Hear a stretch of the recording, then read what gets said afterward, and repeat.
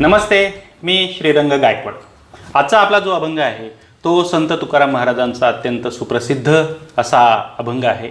सध्याच्या काळामध्ये आपल्याला सर्वात मोठी गरज आहे ती ऑक्सिजनची आणि कोरोनाच्या पेशंटला ऑक्सिजन बेड मिळवण्यासाठी जगभरात अगदी धावाधाव सुरू आहे आणि अशा वेळी ऑक्सिजन देणारी शेकडो नव्हे लाखो सिलेंडर्स झाडांच्या रूपाने आपल्या अवतीभोवती उभी आहेत। या झाडांविषयीच आणि पर्यावरणाविषयी संत तुकाराम महाराज या अभंगातून आपल्याला सांगतात।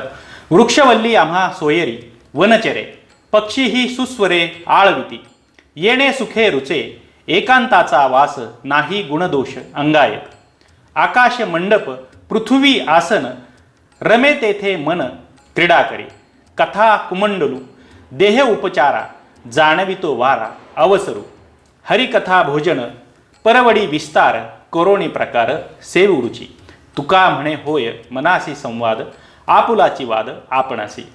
संत तुकाराम महाराजांच्या या अभंगाचा आपण थोडक्यात अर्थ समजावून घेऊया।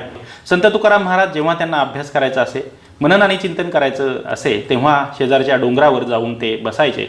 तिथं भामचंद्र नावाचा एक डोंगर आहे आणि या डोंगरावरच त्यांना या रचनेची स्फूर्ती झाली। ते असं म्हणतात, वृक्षवल्ली आम्हा सोयरी वनचरी, पक्षी ही सुस्वरे आळविती। ते अशा प्रकारच्या निसर्गात आहेत।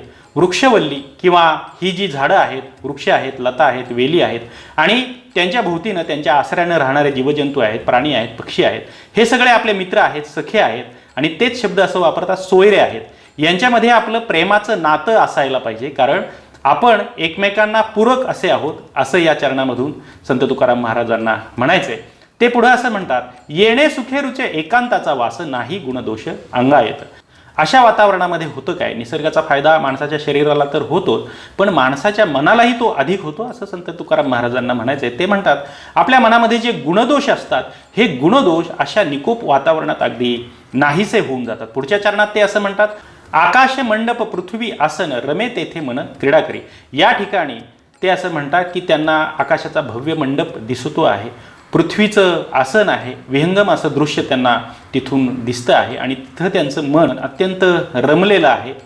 तुकाराम महाराज अत्यंत निसंग अवस्थेमध्ये या ठिकाणी जातात।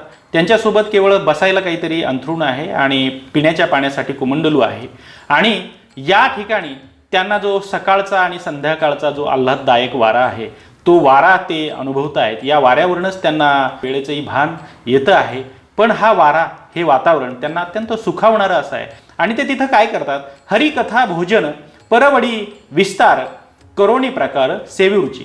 त्यांच्याकडं फक्त बसायला वळकटी आणि प्यायला पाणी आहे, मग खायला काय आहे, तर त्यांच्याकडं जेवणामध्ये जसे विविध प्रकार असतात तसे विविध प्रकार त्यांच्याकडे आहेत, पण ते कथेचे आहे, काव्याचे आहे, साहित्याचे आहे। संत तुकाराम महाराजांनी साहित्यामध्ये वेगवेगळ्या प्रकारच्या रचना करून ठेवलेल्या आहेत आणि या साहित्याचं सेवन ते या ठिकाणी अत्यंत प्रसन्न चित्ताने करत आहेत, असं ते या चरणामध्ये म्हणतायत। आता ते पुढे असं म्हणतायत शेवटच्या चरणामध्ये, तुका म्हणे होय मनासी संवाद आपुलाची वाद आपणासी। या अभंगाचं सार ते या शेवटच्या चरणामध्ये सांगतायत। अशा वेळी होतं काय, तर माणसाची जणू समाधीच लागते आणि माणूस आत्ममग्न होतो, चिंतन करतो, मनन होतं, खऱ्या आत्मज्ञानाची प्राप्ती त्याला या ठिकाणी होते, असं संत तुकाराम महाराज म्हणतात। संत तुकाराम महाराज ज्या ठिकाणी बसून ही अभंग रचना करतायत, हा भामचंद्र डोंगर असो किंवा शेजारचा भंडारा डोंगर असो किंवा घोराडेश्वराचा डोंगर असो, ही सगळी बौद्ध लेणी असलेली ठिकाणं आहेत।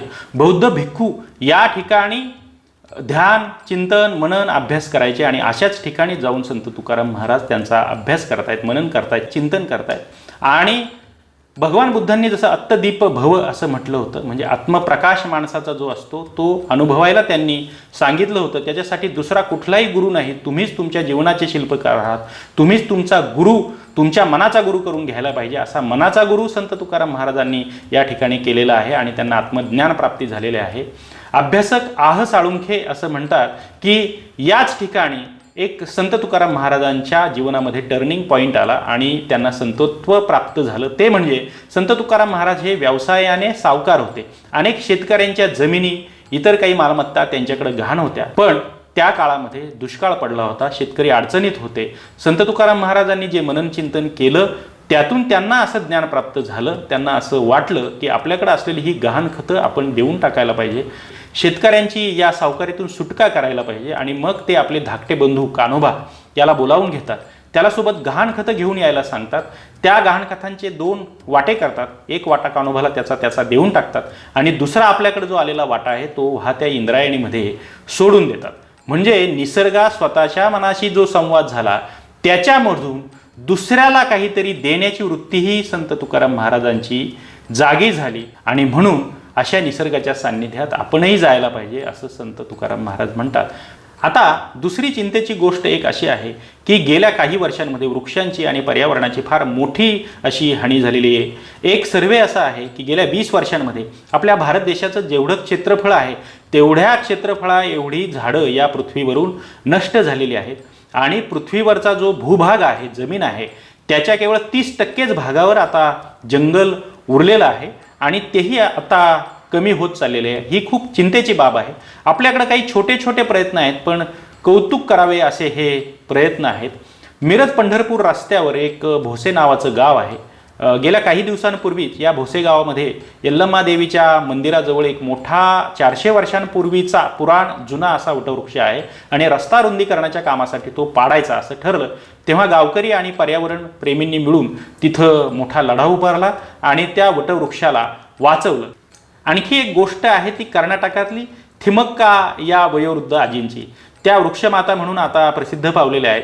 त्यांना भारत सरकारनं पद्मश्री देऊनही सन्मानित केलेलं आहे. या थिमक्कांच्या पोटी मुलबाळ नव्हतं तेव्हा त्यांनी वडाची झाडं लावायला सुरुवात केली.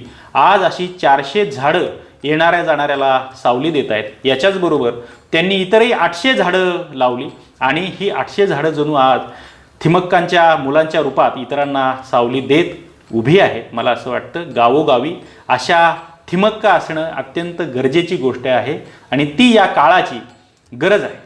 या कोरोनाच्या काळापासून आपण एक तरी धडा घ्यायला पाहिजे. या काळात सर्वाधिक गरज लागली ती आपल्याला ऑक्सिजनची आणि हा ऑक्सिजन आपल्याला झाडं देतात. त्यामुळे भविष्यात आपण अधिकाधिक झाडं लावूयात, पर्यावरण वाचवूयात आणि महत्त्वाचं म्हणजे आपण आपल्या स्वतःलाच त्याच्यापासून वाचवूयात. संत तुकाराम महाराजांना या अभंगातून हेच तर म्हणायचं होतं आणि म्हणून ते असं म्हणतात, वृक्षवल्ली आम्हा सोयरी वनचरी. धन्यवाद.